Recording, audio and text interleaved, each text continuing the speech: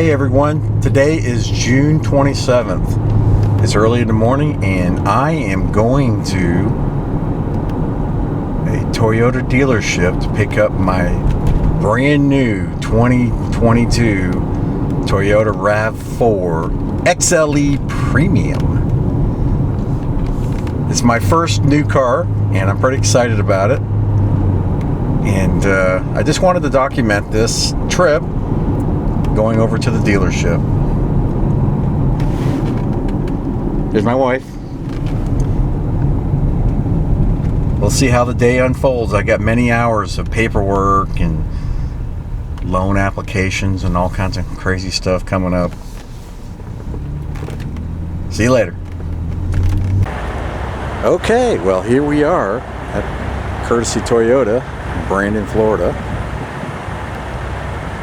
And I'm about to go in and pick up my brand new vehicle.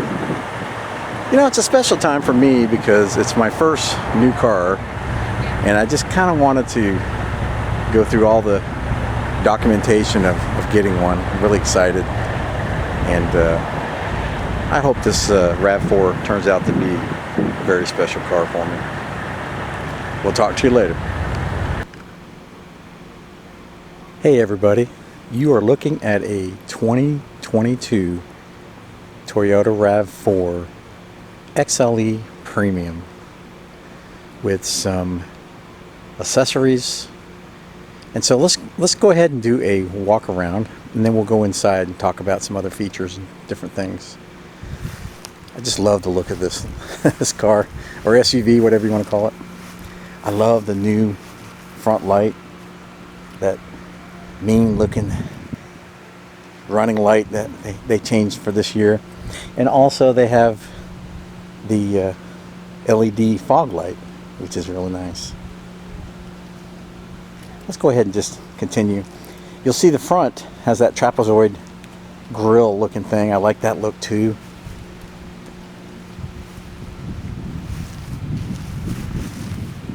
As you probably notice, it's real bright here in Florida. Oh, and a big shout out to Courtesy Toyota of Brandon, Florida. They've really stepped up and made this whole experience really nice. It was my first time buying a brand new vehicle, and it might be my last, but not because of the service I got, but because this thing is going to last forever. I hope. Let's go ahead and continue looking around.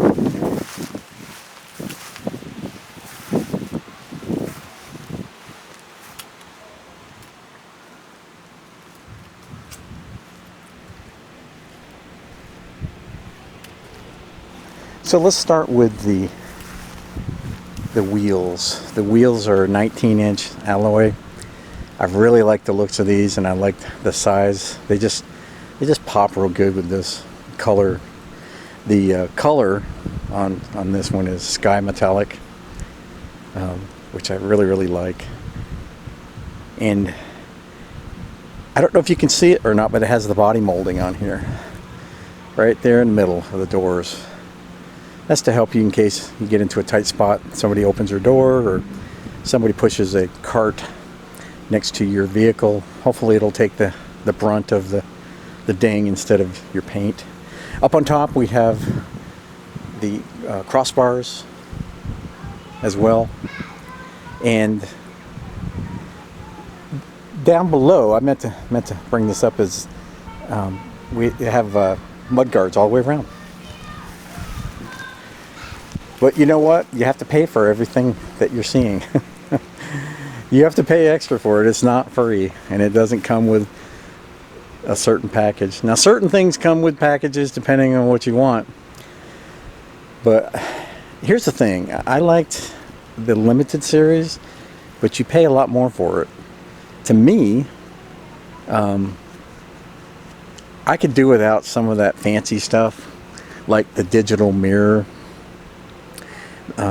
which is in the limited series, and also the upgraded JBL sound system. They wanted quite a bit more to add those on as part of the audio package, and I just felt like, you know what, I'm not going to use it that much, and I just couldn't see paying that much more for something that I'm hardly going to use, because I work from home. And you might be asking yourself, well, why would you buy a brand new vehicle if you're working from home and you're hardly ever going to use it? Well, the reason I'm doing that is because I'm going to retire in 5 years. Again, I retired from the military about 11 or 12 years ago, and I have the second job. And so I figured to myself, you know what? I'm going to retire in 5 years. Why not buy a new vehicle? And then it'll be paid off by the time I retire, along with my house. So my house, my brand new car, which will have very, very low mileage, it just made a lot of sense to me. It's not the greatest time to buy, to be honest. The market is kind of crazy out there. But you know, as I went around to dealerships and stuff, I found out that it was actually cheaper to buy a brand new car than it was a used one. But you have to wait. I waited 7 weeks to get this baby. And I was told that was pretty quick, because some people are waiting between 3 to 6 months. And depending on the trim level you get, or let's say a hybrid, you could be waiting up to a year, maybe even more. So it's crazy. Let me do a close-up of this paint job. You know, that's one of the things no one ever did a close-up of the paint. I wanted to see if I had those little metal flakes in there. I don't know if you can see it too well with my camera. It's kind of, I don't know if you can see it. I can't tell, but at least I'm trying to give you an idea. It sort of has that metallic flake to it. Not huge pieces, but it does seem to be there. Let's go ahead and look at the interior. But before we do that, we have the breakaway side view mirror, and it breaks away both ways. My understanding is it's heated. I'm still learning some of this stuff, so pardon me. And it has blind spot monitoring, which is right here on both mirrors, and it has the blinker right here, which is nice. Let's go ahead and get in this bad boy. As you come in, you can immediately see that there are memory seats, and I'll tell you, that is a nice feature right there. That is a really nice feature. You know, one of the things that I decided to get with this particular color was this, what they call EA10. I know there's another name for it, but I can't think of it right now, but I do remember it's called an EA10, and I thought it was a little white. But now that I'm here, it reflects the heat a lot more, and it really looks kind of nice. I like it. So anyway, you have all your controls down here for of course, your mirrors, your windows, locks. Coming in here, you have a little space right here. Not sure what this is for. You know, a little wallet or, you know, something you can put in there. Down here, just quickly, starting from the left, going to the right. Left is your dash lights. They're adjustable. And I'm going to do a nighttime video to show you that. The next one is automatic high beams, and that actually works pretty good too. The next one is the windshield wiper heater, but it's not what you think. It's not the air. It's not like the windshield. Let me show you real quick. I don't know if you can see it too well. Let's go ahead and bring this up. In this windshield, there is these lines, sort of like the lines you get in a rear defroster window. That is what they're talking about. It heats those things up, and in a cold climate, it would unfreeze your windshield wipers if they're, you know, filled with ice or snow or whatever. That's what that button's for. The next button is the heated steering wheel. Now, the heated steering wheel is really nice. I tried it out, and it works really, really well. And then, of course, the last one is to open up your back door. And you can there's like 3 different ways to do it. You can do it from your key fob. You can do it from a little switch on the back, and then you can do it from this spot as well. So let me go ahead and jump in this bad boy and start her up. put the foot on the brake, start.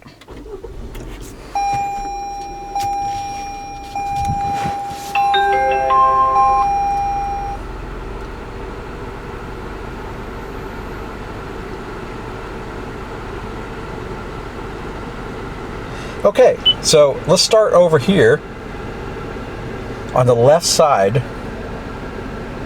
you got your, what they call the multi-informational display, which is right there. If you push this left and right, you'll see that it changes.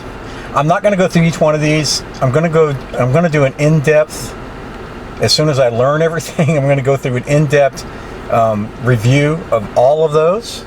This right here is if you were to call somebody. Right here, you can actually use it's a voice activated. I've used this several times.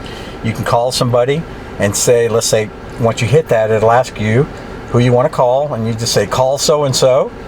And if there's multiple numbers under that, you pick which one. Like, for instance, if there's 3 different numbers, you would go call number 3.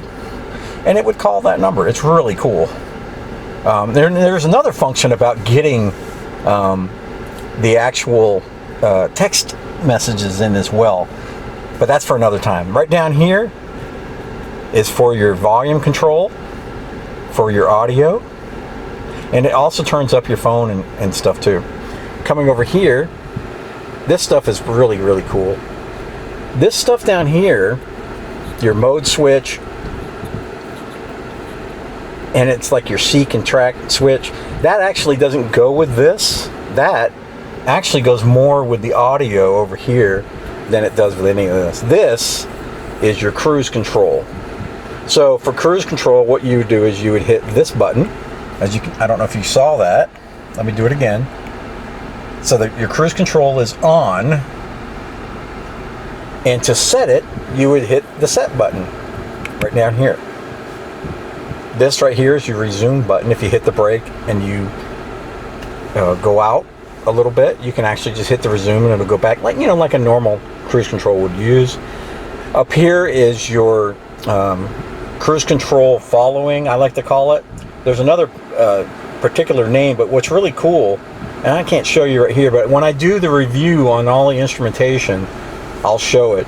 It actually allows you to, and I don't think that I can, okay, you see those bars that came up? That keeps a certain distance. It's like a pre-collision distance from the actual person in front of you when you're in cruise control.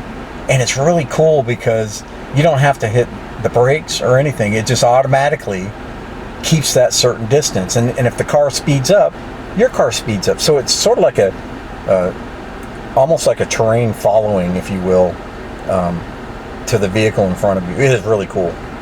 The next one down here is lane trace. If you see this, I'll just show you again. If you press that, your lane trace will come on, and it'll keep you in the lane. It's almost scary though, because when you're riding down the road and you start to go out, a little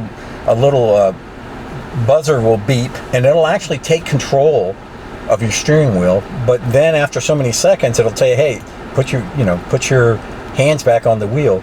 And it's for that reason, just to, if you get distracted or if you start to lose, concentration or whatever, it sort of reminds you to go back. So that's what that's for. Again, I'm not going to go over any of this stuff. This right here is your lights. I keep everything on auto. And then over here, right here is your fog light and your regular lights. Over here is your windshield washer. All that stuff here, and this is your back. I'm not going to demonstrate that here. I'm going to do that at a later time. And right here is your here's another screen, I like to call it, and it's really cool. I'm going to go over this in the future. It's got menus. You can choose from a lot of cool things. I really haven't learned all of these yet, so I don't really want to get into it here, but that'll be coming. And of course, down here is your air conditioning control. It almost looks like an old-time radio to me. It's got these knobs, and these big old knobs. Looks like an old radio to me. And of course, all your air conditioning functions are here. I'm going to go over that once I do the review of all the instrumentation. Down here, I'm not sure what this one is yet. I think it's what they call VSA, but I'm not sure. I got to figure out what that is. Right here is your heating for your seats. There's one on each side. This over here is something I don't like. It shuts your car down when you come to a stop. And I'm not sure, I understand why they're doing it to save on fuel, but it really becomes bothersome because you think something's wrong with your car when you come to a stop and you forget it. So you can override it, but to me, they should have just left it defaulted to nothing, or to off. And if you want to use it, you turn it on. But and so it'll scare you initially, thinking there's something, you know, wrong with your vehicle. And the only way to stop that is you have to hit this little button, and it'll come up with a yellow light over here. You see that yellow light that came on when I hit that? It's almost like a check engine light. That's kind of bothersome. I don't like that at all.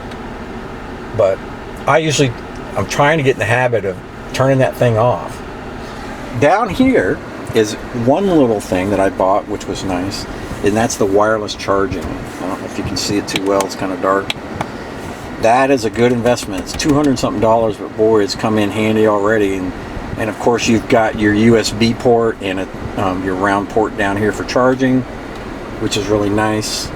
This is your parking hold. I've used this many times. I didn't think there was going to be much of a use for that, but the more that I drove it around, the more I realized it's actually really nice. You can actually hit this hold, and I'll show you up in the panel here.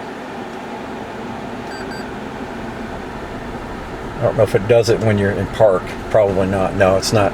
It won't show up when you're in park. But what happens is, let's say you come to a red light and you're stopped. Instead of holding that brake down with your foot for 2 minutes, you can hit this little button right here called hold, and it will actually hold your vehicle there. You can take your foot off, rest it, and just hit the gas and you go on. So, there you go. Some kind of weird little spot there for something, I don't know. I like this. This has got a nice little thing all the way across. I did not get the JBL speaker systems.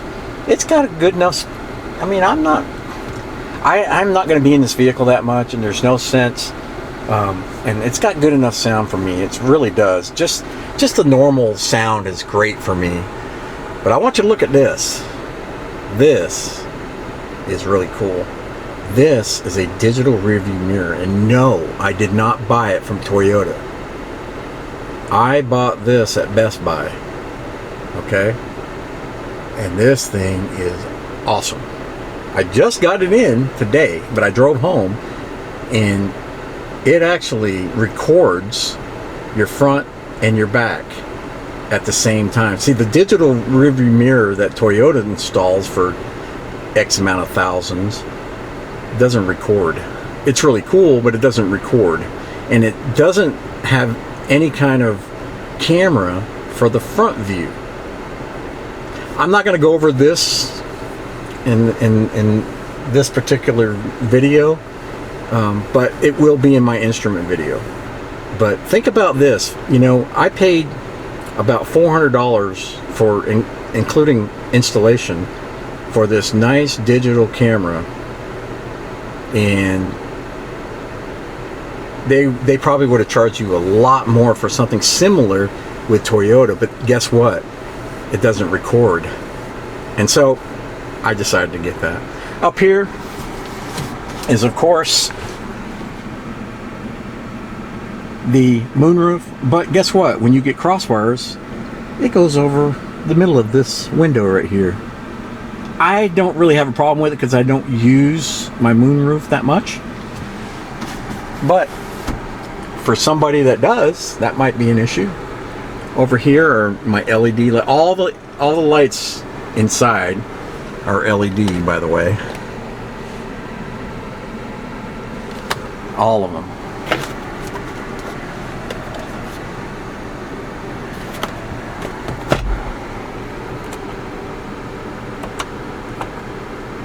This is an SOS switch. You get that for a year when you buy a new vehicle. And basically, you pull this down, you hit that button, and if you were in dire straits or way out where you didn't get a signal or anything, this will, by satellite, will call somebody, and they'll call, you know, if you're hurt or in an accident or whatever, they'll call somebody and come get you. It's really cool. But it's only, they only give you a free for a year. Then if you want it still, you have to pay. Nothing's free anymore. I don't know why. I really like the room in here. It's a little bit cramped for, you know, for a bigger guy like me, but it's still really nice. Let's continue in the back. Oh, let me, before we go, this panel down here has 2 USB ports. And another thing you should think about getting if you buy one is get the cable set. They have a $73 one, and then they have a $209 one, which includes a couple USB charging ports way in the back. And I got the $209. And I really like the cable that comes with the package as well. It's nice to have all those cables. So let's go in the back.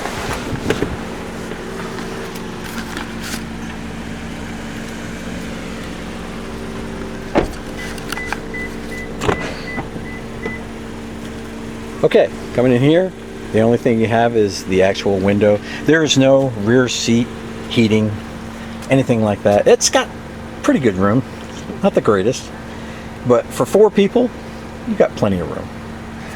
Down here is your air conditioning. You can't adjust it like some of the other higher trims in different other Toyota vehicles, like a Highlander and stuff. They actually have where you can adjust the temperature, but this one has air in the back, and it's got a couple USB ports, which is nice for charging. Here, they just have something that folds down with a couple cup holders, and then that's it. Let me see if I can. I don't know if you can tell, but it's normally in this mode right here. It gives you about 2 inches, 2 to 2.5 inches of extra space. So you would just grab this, bring it back, and it just goes back just a little bit. So it gives you a little more comfort if you're on a longer drive.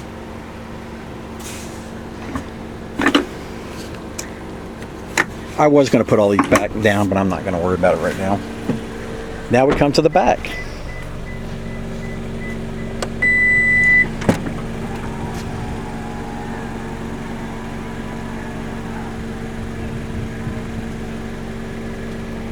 Right in here, just to show you real quick, this is where that camera was that I had installed for that other rearview mirror.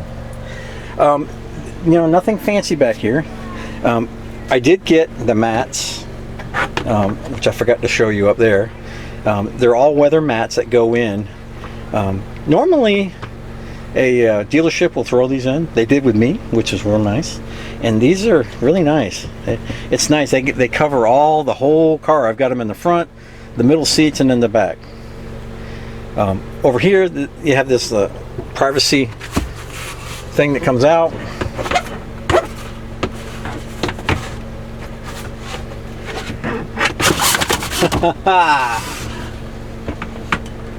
It's I'm trying to use that with one hand, so it kind of hurt. So that's nice. It's that where people can't peek in and see what you got. And it's really cool because it comes out real easy. It's just a quick thing, and it pops out. Down here is the spare tire, which is it's a fairly good spare tire with all your tools and everything. Back here, not many cars have this, but I opted to have a couple ports put in here. After thinking about it, not sure I have a need for it, to be honest. But let's say that you're at the beach or something and you want to charge a phone up or to charge another device or something. Instead of bringing sand and dirt and wetness everywhere, you can just lift this up, sit in the back, and charge your device. I guess. I don't know. It's just one of those little things I thought at the time was good. But that's it. This is really, I think it's got like close to 70 cubic feet once all the seats are down. I just love this car so far. I really do. It's turned out really good for me, and I'm very happy with it. This door is adjustable, and you hold it down for a couple seconds, that button. There's also a way in the front dash, in the display, that you can adjust that. And I already did. I adjusted it. It was actually way up more, and I adjusted it down a little bit. So we'll close that. But anyway, I'm going to be doing a night video, and then I'm going to be going over all of the instrumentation. So anyway, I hope that this gave you a good idea of helping you decide whether you want a RAV4 or not.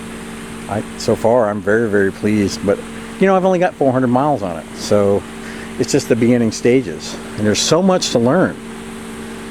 One of the things I meant to tell you, well, I'll go through it when I go through the instrumentation. But anyway, so be on the lookout for that. Be on the lookout for instrumentation and nighttime. I've already done the nighttime. I just need to get everything in order, and then, oh, and by the way, the tinting that I have on here, you have to pay for that too. That's $500 more extra. Now, it does come with some little bit of tinting in the back, but they had to put tinting on when they received it in. So that's an extra charge as well. You don't get nothing for free anymore, except for they did throw in the all-weather mats, so that was nice. Anyway, hope you enjoyed it. We'll talk to you later. Bye.